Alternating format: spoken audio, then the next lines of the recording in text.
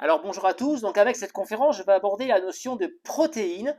On va essayer de voir ensemble l'importance des protéines alors, dans la nutrition et puis surtout pour vous les sportifs. Alors, on va dans un premier temps comprendre le rôle des protéines et puis ensuite on va voir, au niveau de la nutrition, quelles sont les meilleures sources de protéines.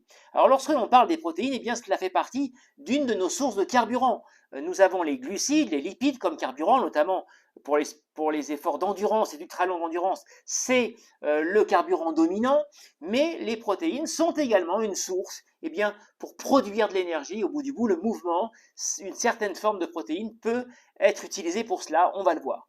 Alors, il faut savoir que lorsque l'on parle des protéines, mais aussi des peptides, des polypeptides, des acides aminés, tout cela fait partie d'un grand chapeau, de la grande famille des protéines. Alors intéressons-nous un peu aux acides aminés. Les acides aminés, on en a répertorié environ 300 et il y en a seulement 20 que l'on va retrouver dans les protéines d'origine végétale et animale. Voilà, ce sont les éléments qui sont un peu comme des briques et ce sont ces acides aminés qui sont des éléments constituant nos protéines. Alors, les protéines, elles ont deux grands rôles. D'abord, une activité biologique et puis des activités structurales. Important pour nous les sportifs, on va voir. Les protéines, au niveau de l'activité biologique, elles vont être utilisées notamment pour produire l'hémoglobine, qui est le transporteur de l'oxygène, donc tout à fait important pour nous les sportifs.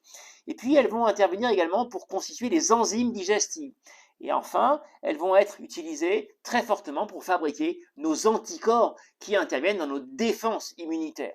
Côté structural, les protéines interviennent pour le renouvellement de toutes nos cellules et évidemment nos cellules musculaires. Elles vont également intervenir dans tout ce qui est de la formation de cette fameuse masse maigre, puisqu'elles interviennent directement au niveau de la structure de nos muscles. Voilà. Alors, les protéines, donc ces 20 acides aminés, il y en a 9 qu'on appelle essentiels et puis les 11 autres. Alors, pourquoi on les appelle essentiels, ces 9 acides aminés? Parce que ils ne peuvent pas être produits par l'organisme. Ils ont besoin d'arriver par la nutrition.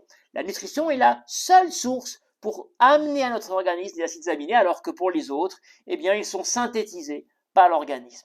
Alors, les acides aminés essentiels, il y a deux catégories, on va dire. Tout d'abord, les BCAA, valine, leucine, isoleucine, et puis les autres. Alors, les BCAA sont extrêmement importants parce qu'ils vont avoir un rôle tout à fait essentiel pour nous, les sportifs.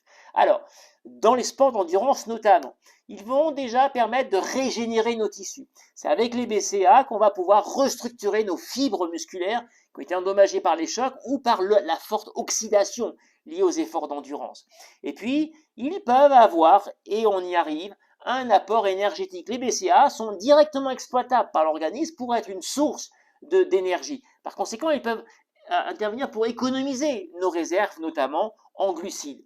Et puis, ils vont, c'est un élément essentiel, intervenir sur le tonus hormonal. Or, l'activité hormonale, on ne le dit pas assez, est fondamentale dans les efforts d'endurance et d'ultra longue endurance, où le système nerveux autonome, qui est la partie non consciente du cerveau, qui commande l'ensemble de nos fonctions vitales, notamment la production hormonale, avec la fatigue baisse, les productions baissent. Et donc, il faut maintenir cette tonicité parce qu'elle intervient, les hormones interviennent dans le système neuromusculaire, et donc, apporter des BCAA, ça va retarder la fatigue.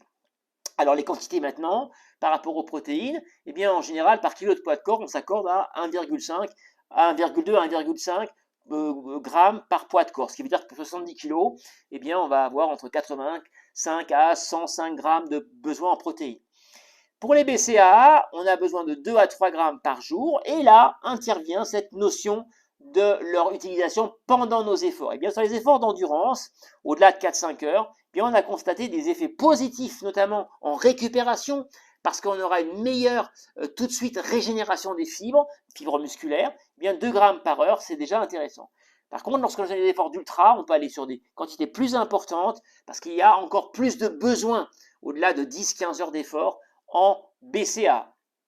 Alors, les BCAA, et les acides aminés en général, mais voire même les protéines, deux grandes sources. Une source d'origine animale et puis une source d'origine végétale. Alors, source animale, les BCAA sont très présents dans les œufs, dans la poudre de petit lait qu'on appelle le lactosérum, tout à fait intéressant en termes de concentration en BCAA.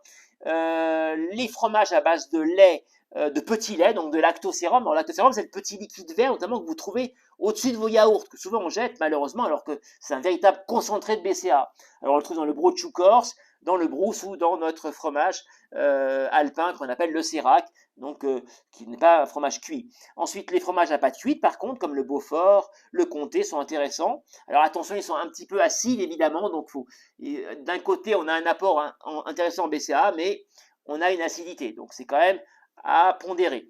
Et puis le must, évidemment, c'est les viandes séchées de bœuf, la viande des grisons. C'est vraiment un must en termes de concentration en BCA. Et puis toutes les viandes et les poissons poissons gras notamment, sont riches en BCA et en protéines, mais je vais revenir dessus.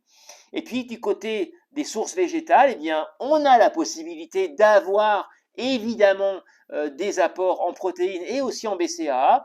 La spiruline, alors attention pour la spiruline parce que évidemment il y a une très forte concentration en protéines, mais les quantités sont tellement faibles que l'on va prendre par jour que c'est pas avec une cuillère à café de spiruline, pardon, que vous allez pouvoir avoir vos recharges en protéines. La spiruline est par contre intéressante en termes d'antioxydants et puis en termes d'apport en fer.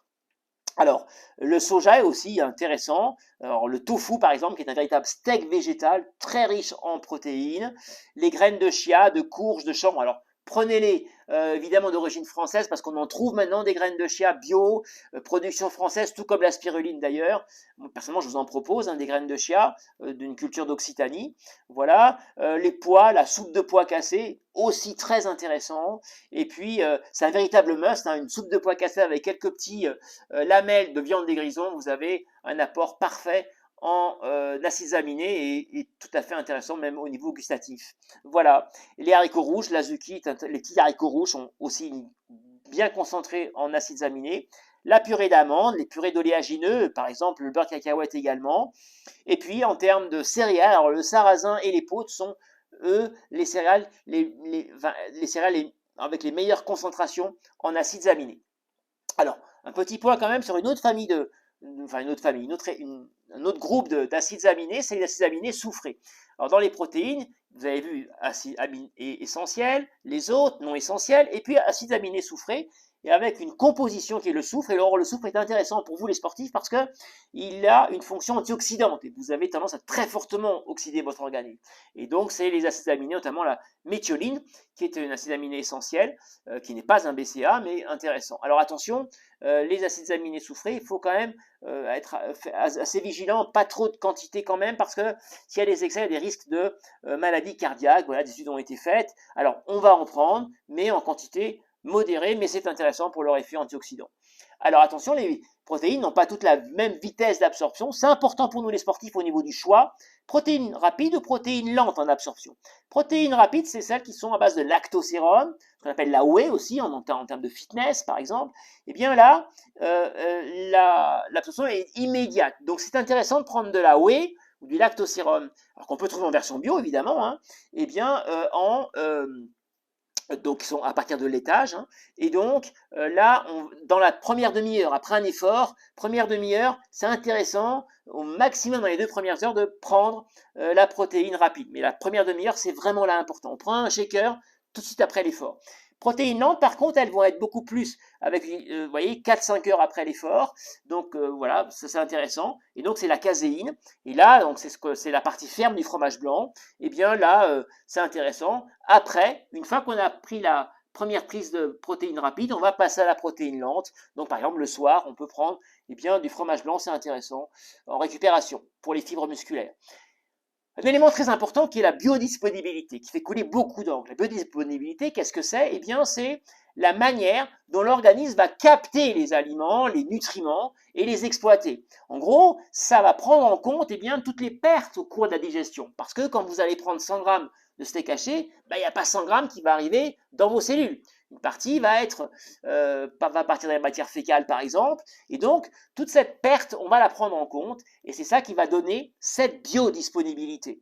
Alors, il y a un indicateur qui s'appelle le DIAAS, qui va être un score de cette biodisponibilité. Alors regardez, pour mieux comprendre les choses, on va dire que 100, c'est la référence absolue, et donc pour cela, on a pris l'œuf. L'œuf, c'est la valeur de référence absolue en termes de l'ensemble des acides aminés, mais en termes de biodisponibilité également. Eh bien, on voit que les protéines d'origine animale, que ce soit le bœuf, mais que ce soit le poulet, que ce soit le poisson, les laitages, ont une très bonne biodisponibilité. Ça veut dire que non seulement il y aura tous les acides aminés essentiels, mais en plus on aura une très bonne disponibilité. Ça, c'est un élément qui est incontournable et qu'il faut connaître.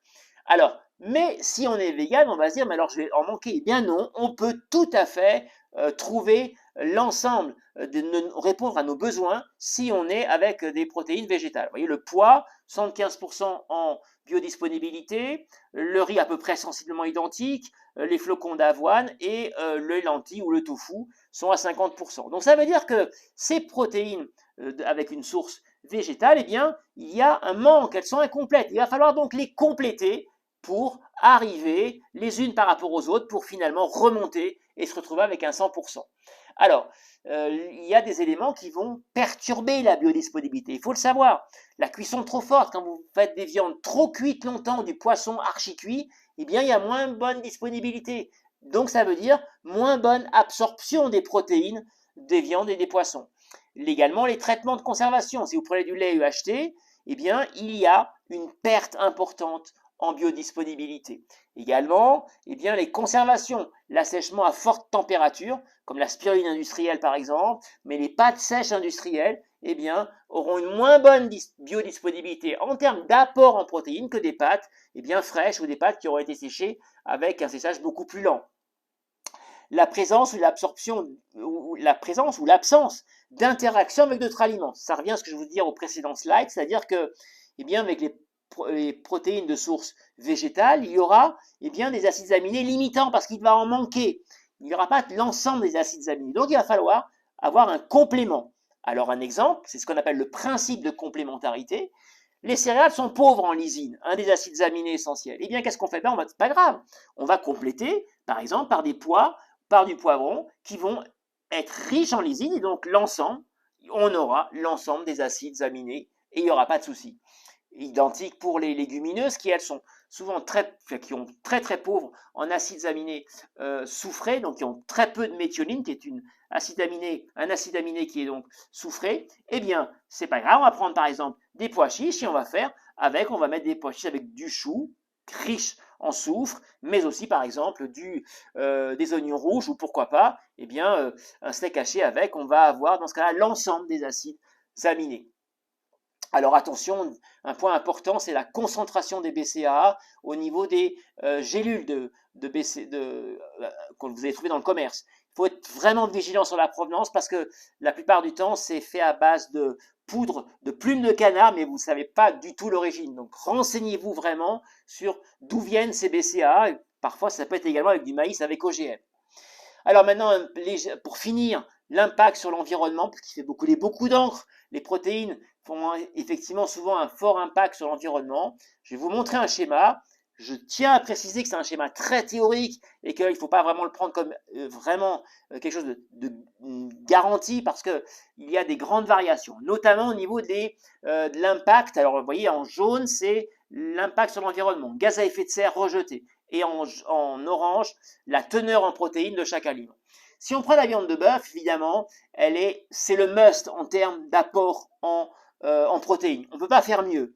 Évidemment, l'impact est important, mais il y a des variations importantes parce que suivant eh bien, la qualité de la viande, suivant l'origine, si vous achetez du steak haché qui vient forcément d'Argentine, même s'il est bio, l'impact sur le gaz à effet de serre va être bien plus important que si vous achetez eh bien, une viande chez votre éleveur d'à côté. Donc c'est aussi important à prendre en compte, d'où des variations. Mais quand même, on reste très largement avec un impact sur leur environnement beaucoup plus faible avec les apports en protéines d'origine végétale. Vous voyez ici, il y a beaucoup moins, les bâtonnets jaunes sont beaucoup plus faibles. Et vous voyez également eh bien, qu'on peut quand même avoir des bons apports en protéines eh bien, avec des sources végétales.